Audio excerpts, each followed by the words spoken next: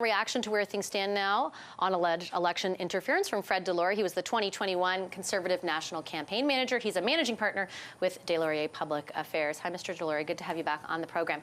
When we spoke last week, you were also unsure of whether or not a public inquiry was the right route to investigate these allegations. Are you still, do you still hold that position? I certainly do. What I recommended last week in an op-ed I wrote in the Toronto Star was that the Prime Minister should defer this to NCCOP. That's a committee, a multi-partisan committee. He took it actually a step further than what I was recommending and has created the special rapporteur that will look at this. And it makes sense. A public inquiry and what the opposition is calling for is needs to be given a mandate. It needs to be given certain, very strict guidelines on what it's supposed to follow.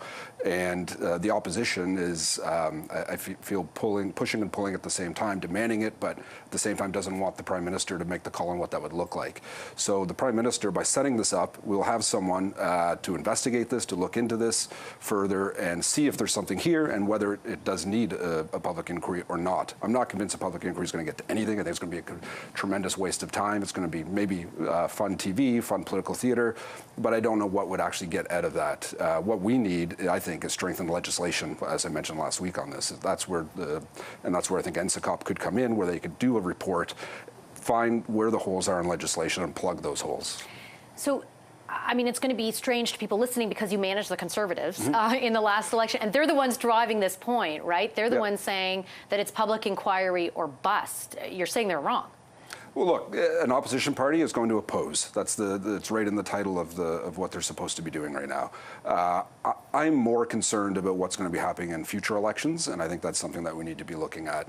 By simply demanding a public inquiry, it's easy to do. It's easy to scream that you need to do this without any actual parameters on what this should look like. So I think it makes sense. Now, where this becomes a big issue is who is the Prime Minister going to appoint? That is the question. It needs to be someone that is unimpeachable. It needs to be someone, because, you know, we have seen this government make a lot of mistakes in their appointments over the last number of years. They've appointed some questionable people in different roles. This needs to be someone that everyone could have faith in, and that's going to be hard to do.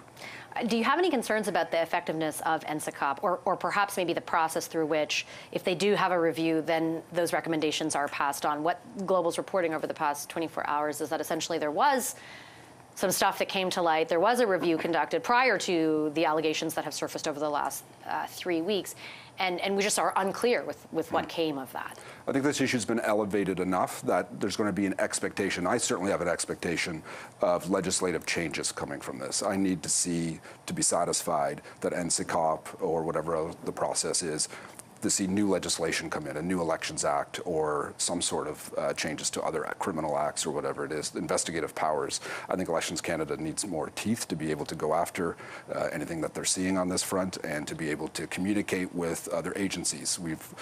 I have a sense that CSIS and Elections Canada and RCMP may not be communicating as best as they can be, and maybe there's legislative roadblocks in that need to be removed. Do you have that sense from your work on the 21 campaign? Like, were there communications from the Conservative Party, for example, to, I don't know who, one of those three parties? And do you feel, I guess the sense we've heard so far is that those weren't acted on, right? Well, there's some instances where in 2021, last year, we brought some issues to the task force that was set up that we saw. That was a year and a half ago, and we're hearing Elections Canada a year and a half later is now looking into it. That's a bit concerning. What happened there? Why is it a year and a half? Or maybe they were looking at it and they're just still looking at it. I don't know. But there needs to be better communication. Before I let you go, I read this week, I think it was Terry Glavin who wrote that there are concerns, he wrote, that it wasn't just, you know, people, the Chinese Communist regime trying to buoy Liberal candidates, but there was actually some work done there to make sure Erin O'Toole didn't remain the leader of the party following the 2021 election. Do you think that's true?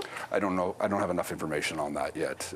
That's something that's, you know, Mr. O'Toole had a rough go after the 2021 election, and, you know, I don't know. You don't have it, so that's not something you're privy to at this point, or an accusation that you're familiar with? No. I should say I'm not familiar with it. Okay. There's rumblings, but I don't have anything to add to it. Okay, great. Thanks very much for your time tonight, Mr. DeLorey. Good to see you again.